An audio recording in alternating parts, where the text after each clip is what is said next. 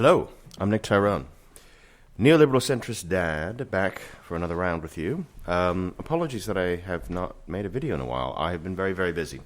Day jobs, bills to pay, things like that. I would actually like to do more YouTube stuff more often, but we'll see how that goes. Anyway, as it happens, I'm here. Thank you for coming.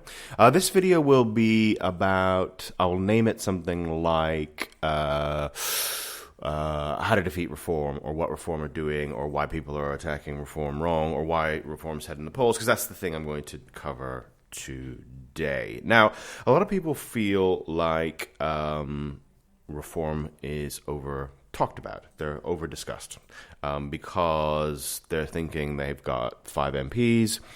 Why don't we talk more? Why do we talk so much about reform when we don't talk about the Liberal Democrats who have 72 MPs? Valid questions. So how I would initially answer that is reform are about somewhere between 6 and 10 points ahead in the polls, and they tend to be closer to 10 points in terms of leads. So that's pretty significant. And I think actually if the Lib Dems were 10 points ahead in the polls, people would be shocked if they weren't being talked about all the time. And I would agree with that. I would agree that that would be very, very odd if the Liberal Democrats were 10 points ahead in the polls and no one was talking about them. So let's talk about why they're ahead in the polls. Now, I think this has a big crossover on what I think are the bad attacks on reform. So I'm wondering how I should handle this in terms of, I'll start with this. How about this? I think the attack on reform that says these guys are a bunch of fascists or Farage is a fascist, I don't think it works. And here's the thing. Even if it were true, which I don't think that it is, it's not working. It's not an actually effective attack line on Nigel Farage. Also, in terms of reform overall being a sort of fascistic movement, I don't know about you, but I just don't think 30 to 32% of the British population have suddenly become fascists overnight. I think a large part of reform's appeal to people, to a lot of voters, and then people who even go the full hog and become reform members or activists, is actually pretty simple, which is we tried the Tories and that didn't work, and that was a total failure. And that's how a lot of people feel. Whether the Tories like that or not, that is how people feel. And look at this Labour government. It's sinking fast. We've only got one choice, and that is to try Nigel Farage and reform. And that is the main thing, I think, for a lot of swing voters. A lot of people who would have voted Labour or Tory at the last election and are now saying that they want to vote for reform. I suppose this begs the question of, well, okay, so why are they going to reform and not, say, the Liberal Democrats or the Greens or independents? How is so much of this angry vote coalesced onto reform? I think there are 2 main reasons for that. One of which is I think reform discuss a lot of the issues that people care about or are thinking about in the country. You may not like the way they talk about them. You may not agree with their stances on it, but I think they're talking about it in a more open-ended way, I would say, a more open way, a more straightforward way than I think certainly the Tories or Labour talk about it, the same issues. And then really the second one comes down to, well, why doesn't it say coalesce more around the Lib Dems? Why are the Lib Dems still in an age where, we're now looking at polls where Labour are on 20%. So why aren't the Lib Dems on 20%, 21%, 25%? Why are they sort of stuck in the sort of the low to mid-teens? The best they've polled in this parliament, I think, is about 16%, but even that feels like an outlier. Really, they seem to have coalesced around 13 to 14%. Which actually for the Lib Dems isn't bad, but then when you're thinking about reform getting 30+%, that does sort of stand out. And why is that? And I think part of it is, I know I rag on the Lib Dems a lot, and some of you get really upset about that, but I think part of the problem is that the Liberal Democrats are sort of the stunt party. It is that thing where it's not only that they don't really stand for much, it's that they sort of intentionally don't stand for very much. And for that reason, I just think that people, they've sort of got everybody that they can possibly get, and with this particular approach. And I think if they wanted to increase their vote share, they would have to do something different, and they would have to get off the Ed Davey doing silly stunts, and they would have to stand for something. I could tell them lots of things they could stand for, but I've said all that in the past, and I'll probably do a mop-up at the end, because I think actually what the Lib Dems could do to get a higher vote share perfectly matches with what I think parties should be doing if they actually want to counter Farage and Reform. I guess there's the Greens, but the thing is, I pay a lot of attention to politics, and I don't really understand anything the Greens are doing or saying at the moment. I think one of the things I find really odd about the Greens is their sort of their inability to talk about the environment, which is very, very odd. I've long thought I think that what the Greens should do is really focus on environmental issues, almost to the expense of everything else. I think they should just be an environmental party. They don't agree, and that's fine. But I would say that that's part of the reason why they're probably not picking up more of what we should be seeing. We should be seeing the Greens, I think, higher, really, given the collapse in the Labour vote. But hey, there we go. I think one thing I want to cover here is in terms of attacks on the Reform Party that I do not feel land or have any real salience with voters is there's a sort of attempt to compare Farage to people. We've had this over the last couple of weeks. We've had Farage compared to both Liz Truss and Jeremy Corbyn.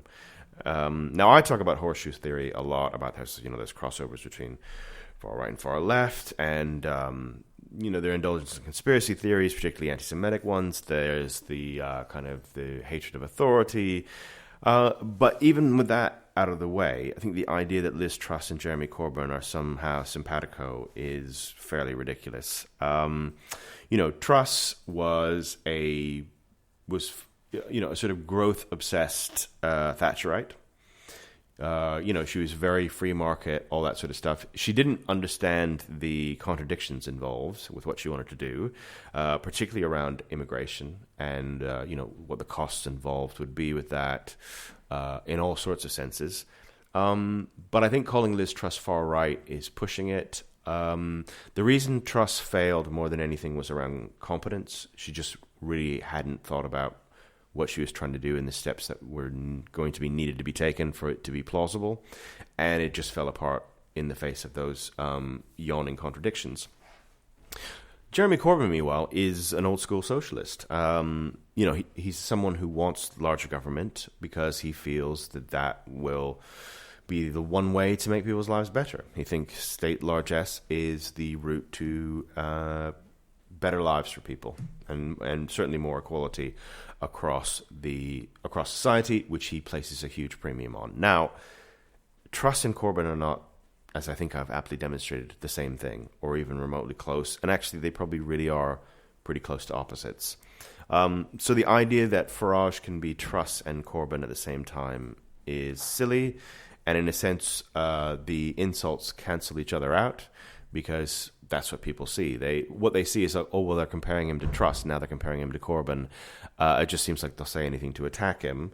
And in fact, far from weakening Farage, it strengthens him, because people, the narrative that, the establishment's desperately hanging on, and they're just trying to do down Farage by any means, and actually they don't really have anything that's decent in terms of trying to destroy him with, because if they did, they wouldn't call him Truss and Corbyn at the same time.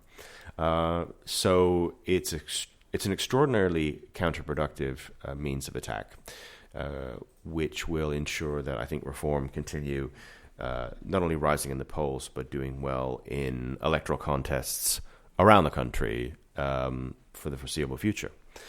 Another bad attack, obviously, on Reform is it's a wasted vote. You can't really say that anymore. And in fact, I think the Tories have sort of been hoisted on their own petard on that one, because now Reform are very free to use that against them. They're very free to say, actually, a vote for the Conservative Party is, in fact, a wasted vote. That is an argument that will continue to gather in salience as the Parliament goes on, and particularly if we see a constant repeat of the results we saw in May 2025 with Reform doing extraordinarily well and the Conservatives and Labour doing extremely badly. So the wasted vote thing was really defeating, and I think has really kind of run its course. I mean, I'm actually sort of think they even the Tories know that they can't use that anymore. So what is Farage's weak points? What if you were the Lib Dems, or you were the Greens, or you're Labour, or you're Tories, anybody who's trying to fight off reform, either generally, nationally, or in their area, what would they do? What kind of arguments would work that aren't being used at the moment? And you won't be surprised to hear me return to this, but obviously Brexit. Brexit's one of his weak points. It's one of the reasons why Farage really never talks about it, and why, in fact, Reform never really talk about it. Because actually, sort of no one really likes talking about it now. Part of the reason is it's a failure, at least so far, and people know it. Now, if pressed, Farage will certainly say something like, well, yes, Brexit has failed so far, but that's because the Conservative Party have screwed it up, and obviously Labour were never going to do a good job with it, and we can see how they're not going to do a good job with it already, and then if I had a crack at it, I would make Brexit work. But of course, actually saying that enough, and he will say that, I think, as the general election draws closer. But one of the things that draws as a question is, okay, well, what precisely would you do differently? How would you actually make Brexit work? And of course, as long-time readers and listeners will know, there is not really any answer to that. We certainly haven't heard the answer to that yet. If it's supposed to be around American trade deals, well, Starmer's making deals with the Americans. They're not particularly impressive. They're not really deep, or they won't have that much economic impact, certainly long term, but they're probably the best that can be done. And I think it would be interesting for anyone to say, well, actually, if I was in government, I could make a much better deal with the Americans. I mean, I suppose Farage could do that, and he could lean on his relationship with Trump. But again, that actually leads us to an area that I think is Farage's weakness, which is his relationship with Trump. Now, this is a weakness for, I think, all right-wing leaders throughout the world, particularly anyone sort of populist, right-leaning, because to some extent they've been tarred with the Trump brush, as it were. As Trump is unpopular around the world, given what he's done with the tariffs, etc., you're seeing, well, obviously we saw it in Canada, we saw it in Australia, where centre-right parties who really, they looked like they were on course to win, certainly pre-Trump beginning his second presidency, they lost. And actually that was unexpected, and it was big, and will that continue? I certainly think the possibility of that is high. And is that a problem for Farage? Well, so far it hasn't been. I mean, I think that's really interesting in and of itself. The fact that he won all those seats in May, where you would have thought the trend was, well, Trump's really hurt parties like Reform across the world, and actually Reform itself should be affected. And yet it wasn't. Can Farage keep doing that? Yes, I think he probably can. But the problem is actually that, again, going back to the idea that he could make a better trade deal with the US, I mean, he really can't. I think he would be unwise to start talking about how he's great mates with Trump, because I think ultimately that actually does him more harm than good. But if you wanted to, if you were opposing him and you wanted to have a go, I would probably mention that, the Trump thing. But anyway, that's just me. The other thing, there's actually a lot that you could go for Farage on. The Tories could attack Farage on his economic turn to the left. Interestingly, Reform have taken a policy of wanting to abolish the two-child benefit limit. Very interesting idea. Probably plays well to a certain constituency of former Labour voters that they want to get to vote for them in the north of England, and so it is interesting, but it leaves them open to Tory attack. The problem is that the Tories aren't doing that, and actually probably will have difficulty doing that, partially because they don't themselves seem to really care about sort of, the sort of old school centre-right economics, the sort of Thatcherite economics. Great example being them complaining about the winter fuel allowance. They sounded, dare I say it, Corbyn-esque on some of that stuff. So, yeah, that's sort of what can the Tories really say, given that they themselves aren't really being particularly economically right-wing, at least as far as there are policies under Kemi that we have seen. So in short, basically, all the parties could take on Farage, but they're not really doing it, mostly because they sort of agree with them on about a bunch of stuff, all of them. Basically, there's a consensus that Brexit's here to stay, and actually we need to control immigration, and actually we probably need to lean right on cultural issues and probably lean left on economic ones.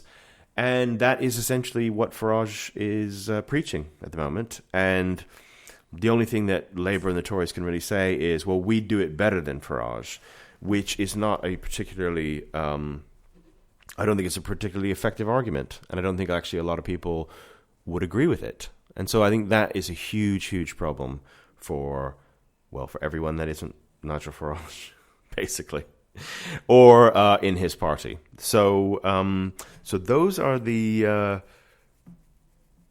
that's where we are, folks. Do I think Nigel Farage and Reform are going to win the next election? If I had to bet on who was going to do it, I would certainly bet on Reform. There was a time when I didn't think that. I thought, well, they're going to have problems with a number of things, and maybe the Tories recover a little bit, and Labour will certainly do some things right, and they'll recover in the polls enough. But it's not really happening. And maybe it will. Maybe a year from now, things will look very different. But at the moment, it really does look like Farage is going to win the next general election. So anyway, on that note, I'm sure I've made some of you people's days, one way or the other, with that pronouncement. I'm Nick Tyrone, neoliberal centrist dad. Thank you very much for joining us. Thank you to the Bloomsbury Institute and Bloomsbury Radio for hosting, as always. Thanks to Barra, my producer. And just to say that obviously all the views put forth here are my own and not necessarily representative of the Bloomsbury Institute. Thank you for joining me. I will see you next time. Bye. I'm singing in the rain, just singing in the rain. What a glory.